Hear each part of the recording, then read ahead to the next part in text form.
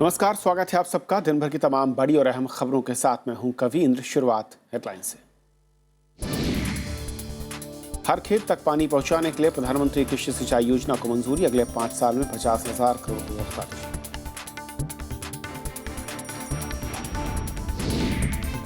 PMO के दखल के बाद 2 केंद्रीय मंत्रियों की माफी। लेह में एयर इंडिया के मुसाफिरों को उतारने का मामला। भविष्य में ऐसी घटना न होने देने का दिया भरोसा। जजों का मेडिकल बिल आरटीआई के दायरे में नहीं, सुप्रीम कोर्ट ने निजता का दिया हवाला। दिल्ली हाईकोर्ट के फैसले में दखल से इनकार।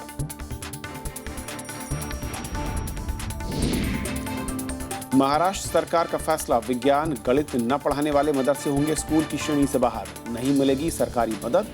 विपक्ष और मुस्लिम संगठनों ने किया विरोध।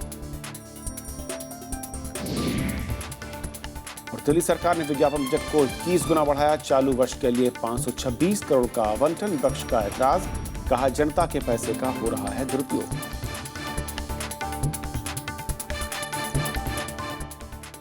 और आइए देखते हैं पहली खबर।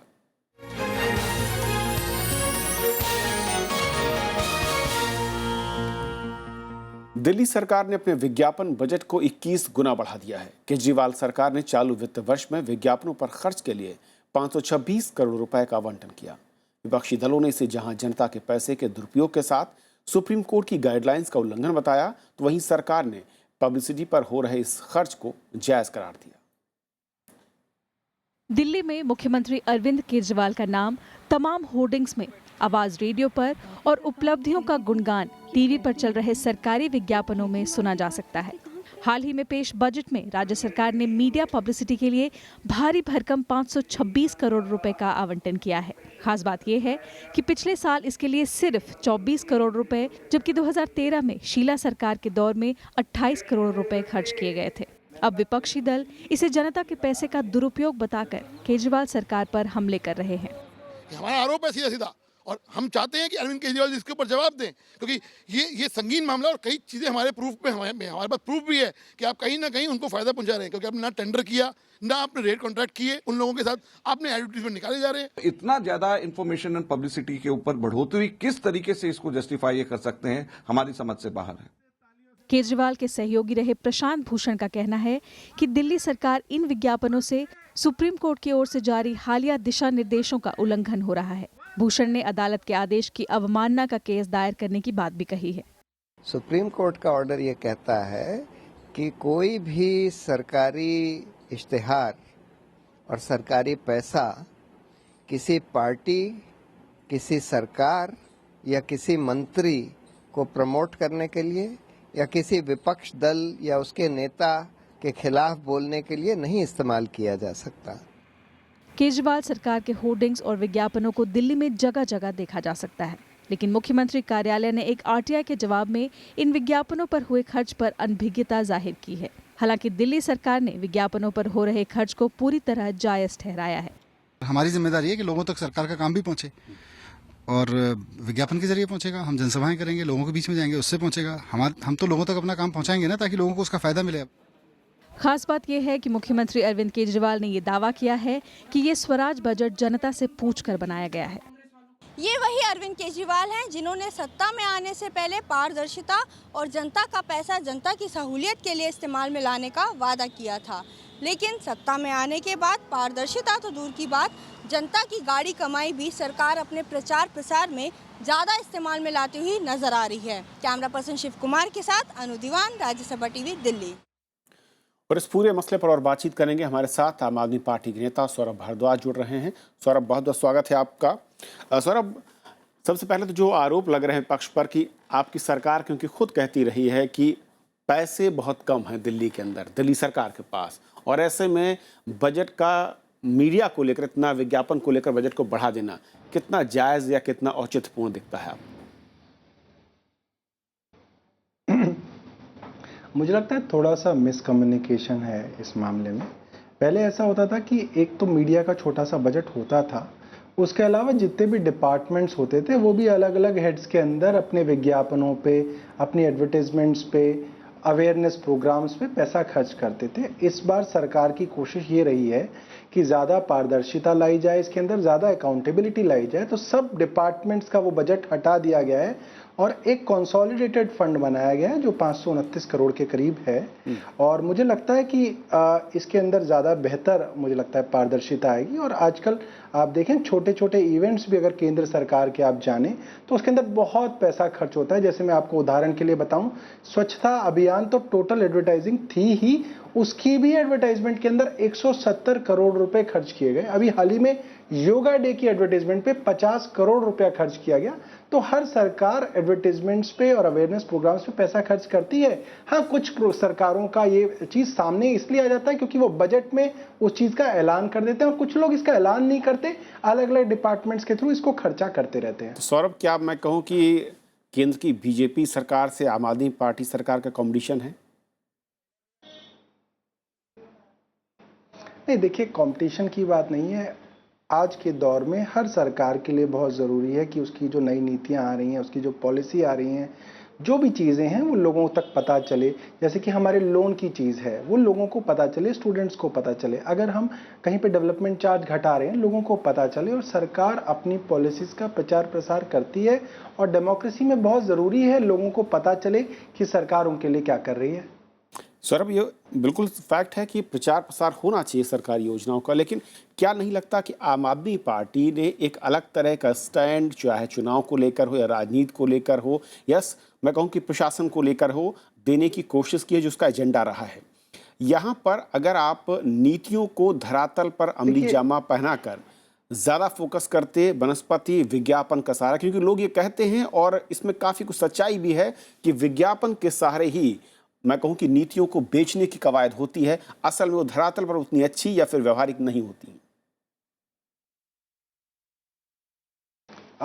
बिल्कुल, आपका जो पक्ष है वो भी एक पक्ष है। हर एक आदमी की अलग अलग राय इस चीज़ के अंदर हो सकती है, मगर सरकार की ये मानना है कि हर एक के पास अपने अपने रिसोर्सेज होते हैं। देखिए, जो पार्टियां पारदर्शी होती हैं और अपनी अकाउंटेबिलिटी पूरी तय करती हैं, उनके लिए कोई कॉरपोरेट हाउस ऐसा नहीं होता जो उनके लिए पेड न्यूज़ का काम कर सके या उनके लिए कुछ टीवी चैनल्स को मोबिलाइज कर सके कि भाई आप हमारा गुणगान, हमारी नीतियों का गुणगान दिन रात कीजिए। कुछ पार्टीज ऐसी होती है जिनके पास इस तरीके के रिसोर्सेज नहीं होते और कुछ सरकारें ऐसी होती है जिनके पास इस तरीके के रिसोर्सेज नहीं होते। वो बिल्कुल साफ साफ जिस तरीके से काम हो सकता है उस तरीके से रखते हैं और लोगों के सामने रखा है। इसमें कोई छुपाने वाली बात नहीं है। बाकायदा बजट के अंदर हमने ये हेड घोषित किया है। सौरभ, सवाल इसलिए है क्योंकि आपके जो कुछ पुराने साथी जो छूट गए या फिर आपसे अलग रास्ते पर हैं, और आपकी ही पार्टी के एक विधायक भी इस जो नए मैं कहूँ कि सिस्टम है आपका जिस पर आप बढ़ रहे हैं उसको लेकर सवाल खड़े कर रहे हैं, तो ऐसे में फिर आम आदमी और हमारा सवाल करना तो जायज़ बनता है। नहीं, देखिए, आपका सवाल भी जायज़ है और जो भी हमारे साथी हैं या पुराने साथी हैं, डेमोक्रेसी की तो खूबसूरती ही ये है, प्रजातंत्र की खूबसूरती ये है कि हर पक्ष अपनी तरफ से अपनी बात रखता है, उसकी बात सुनी जानी चाहिए। लोकतंत्र में बहस होनी चाहिए, वाद विवाद होना चाहिए, चर्चा होनी चाहिए और जो अच्छी चीज़ हो उसको लोग एक्सेप्ट करते हैं और जो चीज़ उन्हें बुरी लगती है, चाहे वो किसी भी पार्टी की हो, उसको वो रिजेक्ट कर देते हैं। क्योंकि दिल्ली सरकार के बारे में कहा गया कि नगर निगम का जब सैलरी का मसला आया, पैसे की तंगी थी, कई सारे दूसरे बजट को लेकर आप लोगों ने खुद कहा है कि पैसे की कमी है और इसीलिए आप दूसरे रिसोर्सेज जो हैं उनको डेवलप करने की कोशिश कर रहे हैं। और इसीलिए ऐसा लगता है कि दिल्ली जैसे छोटे राज्य में अगर कोई भी योजना ज़मीन पर आम आदमी तक पहुंच रही है तो उससे बढ़िया प्रचार का कोई साधन नहीं हो सकता, ना कि मैं कहूँ कि ढिंढोरा पीटने की वाली कवायद करनी पड़े। मैं आपकी बात से आंशिक रूप से सहमत भी हूं, मगर मुझे लगता है कुछ योजनाओं को लोगों तक बताने का काम कई जगह समाचार पत्र करते हैं, कई जगह मीडिया के चैनल्स करते हैं और कई जगह वो किसी कारणवश या किसी प्रेशरवश वो नहीं कर पाते। ये लोगों के तक बात पहुंचनी बहुत ज़रूरी है कि सरकार उनके लिए क्या क्या पॉलिसीज़ ला रही है ताकि वो उस पॉलिसीज़ का फ़ायदा उठा सके। वरना कई बार ऐसा देखा जाता है कि भ्रष्टाचार के चलते जो ज़मीनी लोग हैं उनको इन पॉलिसीज़ के बारे में पता ही नहीं चलता। मसलन भ्रष्टाचार की बात देखिए, अगर हम अपनी हेल्पलाइन का प्रचार प्रसार कर रहे हैं और लोगों को बता रहे हैं कि अफसर गिरफ्तार हो रहे हैं, अफसर सस्पेंड हो रहे हैं, तो इससे लोगों के अंदर कॉन्फिडेंस बढ़ता है कि हाँ, ये सरकार है, भ्रष्टाचार के विरुद्ध काम कर रही है, हमें भी अगर कोई शिकायत है तो हम भी ये शिकायत दें। हर सरकार का अपना एक तरीका होता है अपनी सरकार चलाने का, अपने अलग प्रचार प्रसार के साधन इस्तेमाल करने के अलग तरीके होते हैं, बिल्कुल उनकी निंदा की जा सकती है। और लोकतंत्र की यही खूबसूरती है कि जो चीज़ आपको पसंद ना हो आप उसकी निंदा कीजिए। सौरभ, एक आखिरी सवाल चलते चलते, आप लोगों ने जब चुनाव लड़ा था, मैं कहूँ चुनाव प्रचार के लिए होर्डिंग्स और बैनर्स की जगह आपके हाथ से लिखे हुए पोस्टर हुआ करते थे। जी, ऐसा लगता है कि जो दूसरी पार्टी आरोप भी लगा रही हैं कि वो हमें सिखाने आए थे लेकिन हमारे ही रास्ते पर पीछे पीछे चल रहे हैं, कुछ खराब नहीं लगता इन जुमलों को सुनकर? मुझे लगता है कि जब पार्टी के प्रचार का वक्त आएगा, आप देखेंगे पार्टी फिर से कम संसाधनों के अंदर हाथ से लिखे बैनर लेके फिर निकलेगी। मगर इस वक्त पार्टी का मामला नहीं है, इस वक्त तो सरकार की बात है। सरकार अपने तरीके से अपने संसाधनों को इस्तेमाल करके लोगों तक पहुंचना चाहती है। जब पार्टी की बारी आएगी आप देखेंगे फिर से हम उतने ही कम पैसों में चुनाव लड़ेंगे और जीत के दिखाएंगे। चलो सौरभ, बहुत बहुत शुक्रिया हमसे बातचीत करने के लिए पूरे मसले पर। तो ये थी हमारी पहली खबर।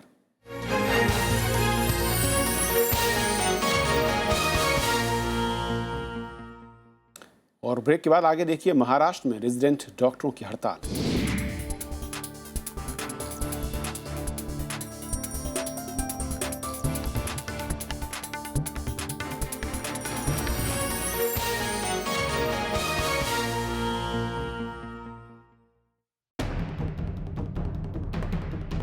"25 years of the AFSPA in Jammu and Kashmir.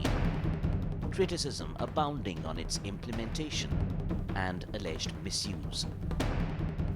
What went wrong with AFSPA? Watch the big picture at 9:30 p.m. on Rajya Sabha television.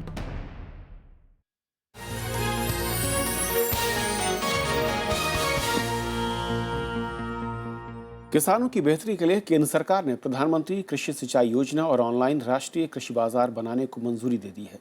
वित्त मंत्री अरुण जेटली ने आज कैबिनेट के फैसलों की जानकारी दी, जहां सिंचाई योजना का मकसद हर खेत को सिंचाई के साधनों से जोड़ना है, वहीं साझा बाजार के जरिए किसानों की पैदावार के लिए उचित मूल्य मिलने में उन्हें मदद करना है। भारत में फिलहाल 142 मिलियन हेक्टेयर कृषि योग्य भूमि है, लेकिन इसमें से 65% क्षेत्र में सिंचाई के साधन नहीं हैं। इन इलाकों तक सिंचाई का दायरा बढ़ाने के लिए केंद्र सरकार प्रधानमंत्री कृषि सिंचाई योजना के तहत अगले 5 साल में 50,000 करोड़ रुपए खर्च करेगी। इसके तहत जिला स्तर पर सिंचाई की योजना बनाई जाएगी। इसके पीछे उद्देश्य यह था कि हर खेत को पानी मिले और पानी बचाने के लिए, वाटर कंजर्वेशन के लिए जो पानी के मैनेजमेंट की एफिशिएंसी चाहिए वो व्यवस्था के अंदर लाई जाए। कैबिनेट ने बुधवार को ऑनलाइन राष्ट्रीय कृषि बाजार बनाने के प्रस्ताव को भी मंजूरी दे दी। इसके तहत देश भर में फैले 585 थोक बाजारों को मिलाकर एक ऑनलाइन बाजार स्थापित किया जाएगा। इस पर अगले 3 साल में 200 करोड़ रुपए खर्च किए जाएंगे। इस पहल से किसानों को देश के किसी भी कोने से बेहतर मूल्य हासिल करने में मदद मिलेगी। नई व्यवस्था से मंडियों में बिचौलियों पर नकेल कसने में भी मदद मिलेगी। पूरे राज्य के लिए एक लाइसेंस होगा, उसके अतिरिक्त सिंगल पॉइंट लेवी होगी। प्राइस डिस्कवरी के लिए इलेक्ट्रॉनिक ऑक्शंस होंगे। कौशल विकास और उद्यमिता योजना 2015 को भी केंद्रीय कैबिनेट से मंजूरी मिल गई है। इसके तहत देश भर में युवाओं के लिए कौशल विकास कार्यक्रम चलाए जाएंगे। विशाल दहिया, राज्यसभा टीवी। केंद्रीय गृह मंत्री राजनाथ सिंह ने आज कहा कि जम्मू कश्मीर में सुरक्षा हालात बेहतर होने की सूरत में आपसफा कानून को हटा लिया जाएगा। दरअसल कल ही आई एमनेस्टी इंटरनेशनल की रिपोर्ट में सशस्त्र बल विशेषाधिकार कानून को हटाने की मांग दोहराई गई थी। संस्था ने इसकी धारा 7 को तत्काल खत्म करने की मांग की है। 2 दिनों के दौरे पर जम्मू कश्मीर पहुंचे गृह मंत्री ने कहा कि सशस्त्र बल विशेषाधिकार कानून को हटाना राज्य की बीजेपी पीडीपी सरकार के एजेंडे में है, लेकिन इसके लिए पहले सभी जरूरी पक्षों की सहमति आवश्यक है। पवित्र अमरनाथ गुफा के दर्शनों के बाद राजनाथ सिंह ने कहा कि जम्मू कश्मीर के अलगाववादियों से सरकार फिलहाल कोई बातचीत नहीं करेगी। ऐसे हालात पैदा हों और ऊपर वाले से मैं बराबर यही प्रार्थना करता हूं कि ऐसे हालात पैदा हों ताकि अफस्पा की इस देश में कहीं जरूरत ही न रह जाए, ये लगाने की नौबत न आए, ऐसे हालात पैदा हों, इसमें सभी के कोऑपरेशन की आवश्यकता है। एयर इंडिया विमान से मुसाफिरों को उतारे जाने पर 2 केंद्रीय मंत्रियों ने माफी मांगी है। पीएमओ के दखल के बाद सबसे पहले गृह राज्य मंत्री किरण रिजिजू ने माफी मांगी। हालांकि उन्होंने ये जरूर कहा कि सवारियों को विमान से उतारने के बारे में उनके पास कोई जानकारी नहीं। विपक्षी दलों के बढ़ते दबाव के बीच प्रधानमंत्री कार्यालय ने रिपोर्ट तलब की थी और उसके बाद नागरिक उड्डयन मंत्री अशोक गजपति राजू पूरे मामले पर सफाई देने के लिए खुद सामने आए। उन्होंने घटना पर अफसोस जताते हुए भविष्य में ऐसी घटना न होने देने का भरोसा दिया। Inconvenience to all concerned. We regret it. In future, we'll avoid such incidents. Another thing is to get at the truth. I understand references also come to the ministry from the Prime Minister's office. वित्त मंत्री अरुण जेटली ने उम्मीद जताई है कि monsoon सत्र में GST और भूमि अधिग्रहण से जुड़े बिलों को पारित करा लिया जाएगा। हालांकि बीजेपी को यह एहसास है कि ललित मोदी विवाद के बाद हुए कई खुलासों से विपक्षी दलों और खास तौर पर कांग्रेस को राजी करना आसान नहीं होगा। कांग्रेस के रुख से साफ है कि इन विधेयकों के पारित होने के रास्ते में अभी बड़ी रुकावटें हैं।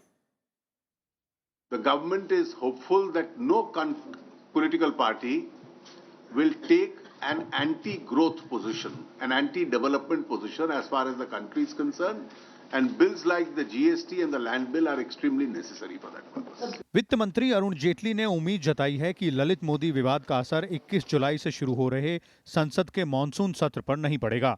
जेटली ने उम्मीद जताई कि जीएसटी और भूमि अधिग्रहण संशोधन कानून से जुड़े विधेयकों को पारित करा लिया जाएगा। Some people may be of relevance to television channel. They are of no relevance to governance as far as the government of India is concerned. हालांकि कांग्रेस ने इन बिलों को लेकर केंद्र सरकार के रुख पर सवाल खड़े कर दिए हैं। अरुण जेटली जी हमें ये बता दें कि जीएसटी जब यूपी सरकार ला रही थी तब भाजपा उसका विरोध क्यों करती थी, ये हमें बता दें। दूसरा हमें ये बता दें कि जब भारतीय जनता पार्टी ने सर्वसम्मति से लैंड बिल पास किया था तब उनको ख्याल नहीं आया था कि ये विकास के लिए जरूरी है कि नहीं है।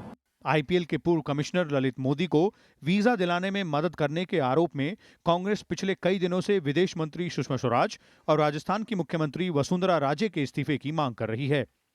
इस्तीफा नहीं होने की सूरत में कांग्रेस ने ये मुद्दा संसद के मॉनसून सत्र के दौरान जोर शोर से उठाने की चेतावनी भी दी है। विशाल दहिया, राज्यसभा टीवी। आईपीएल के पूर्व कमिश्नर ललित मोदी लंदन से ही एक के बाद एक खुलासे कर रहे हैं। ललित मोदी ने इस बार बीजेपी नेता सुधांशु मित्तल के हवाला कारोबारी विवेक नागपाल से रिश्तों का आरोप लगाया है। कांग्रेस सहित विपक्षी दल इस मामले पर बीजेपी से सफाई मांग रहे हैं। हालांकि सुधांशु मित्तल ने आरोपों को खारिज किया है।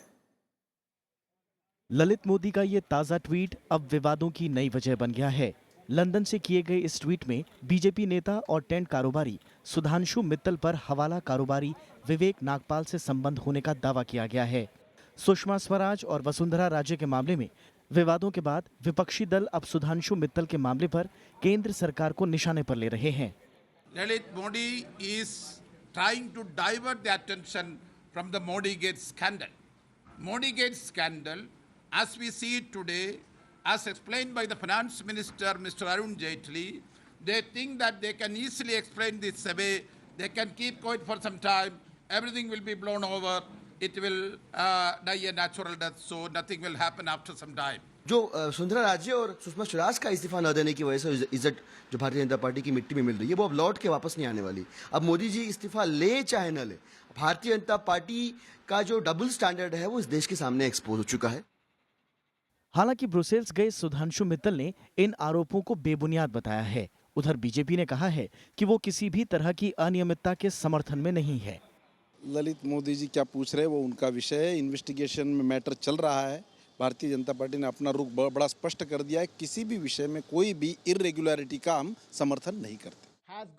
आईपीएल के पूर्व कमिश्नर ललित मोदी ने इससे पहले राष्ट्रपति प्रणब मुखर्जी के सेक्रेटरी ओमिता पॉल्स के भी नागपाल से संबंध होने के आरोप लगाए थे। इतना ही नहीं, ललित मोदी ने एक दिन पहले ही बीजेपी सांसद वरुण गांधी से लंदन में मुलाकात की बात भी कही थी, जिसमें उन्होंने दावा किया था कि वरुण गांधी ने कांग्रेस अध्यक्ष सोनिया गांधी के जरिए सभी मामलों के निपटारे का भरोसा दिया था। आईपीएल में मैच फिक्सिंग और मनी लॉन्ड्रिंग के आरोपों का सामना कर रहे ललित मोदी 2010 से ही लंदन में निर्वासित जीवन बिता रहे हैं। प्रणव गोस्वामी, राज्यसभा टीवी। महाराष्ट्र सरकार ने अंग्रेजी, गणित और विज्ञान जैसे विषयों की पढ़ाई न कराने वाले मदरसों को नॉन स्कूल की श्रेणी में डाल दिया है। सरकार के आदेश के मुताबिक शिक्षा के अधिकार कानून के तहत ऐसे मदरसों को अब स्कूल नहीं माना जाएगा। विपक्षी दलों ने सरकार के इस फैसले की आलोचना की है। महाराष्ट्र के शिक्षा मंत्रालय की ओर से जारी आदेश में कहा गया है कि जो मदरसे अंग्रेजी, गणित और विज्ञान विषयों के साथ औपचारिक शिक्षा मुहैया नहीं कराएंगे, उन्हें स्कूल का दर्जा नहीं दिया जाएगा। महाराष्ट्र के शिक्षा मंत्री के मुताबिक शिक्षा के अधिकार कानून के तहत सरकार ने ये निर्देश जारी किए हैं। ऐसे पढ़ाई जिन मदरसाओं में नहीं होती है, उन मदरसाओं में ये पढ़ाई देने का काम हम करेंगे, जहाँ साइंस, सोशल साइंस और मैथ्स पढ़ाया जाएगा। उनकी धार्मिक शिक्षा पर कहीं भी हस्तक्षेप नहीं होगा। हालांकि मुस्लिम संगठनों के साथ विपक्षी दलों ने सरकार के इस फैसले की आलोचना की है। स्कूली बच्चों को सांप्रदायिक और धार्मिक आधार पर बांटना नहीं चाहिए। जो मदरसे रजिस्टर्ड हैं, जो मदरसे रिकॉग्नाइज्ड हैं, उन मदरसों के बच्चों को भी महाराष्ट्र के सभी स्कूली बच्चों के सर्वे के लिए इंक्लूड करना चाहिए। सेंट्रल गवर्नमेंट में हमारे प्रधानमंत्री जी से अभी हमारी मुलाकात हुई थी, तो खास तौर पे प्रधानमंत्री जी ने हमसे इस बात को कहा था कि मेरा विजन है, मेरी सोच है कि एक हाथ में कंप्यूटर और एक हाथ में कुरान। तो क्या उसके खिलाफ ये महाराष्ट्र सरकार काम करने जा रही है? उधर केंद्रीय अल्पसंख्यक मामलों के मंत्री मुख्तार अब्बास नकवी ने कहा है कि मदरसा शिक्षा पर पाबंदी नहीं लगाई गई है। जो राइट टू एजुकेशन है, जो कि कांग्रेस पार्टी के समय में राइट टू एजुकेशन का एक कानून बना है, उसमें बहुत स्पष्ट तौर से मदरसों को शिक्षा के क्षेत्र से बाहर रखा गया है।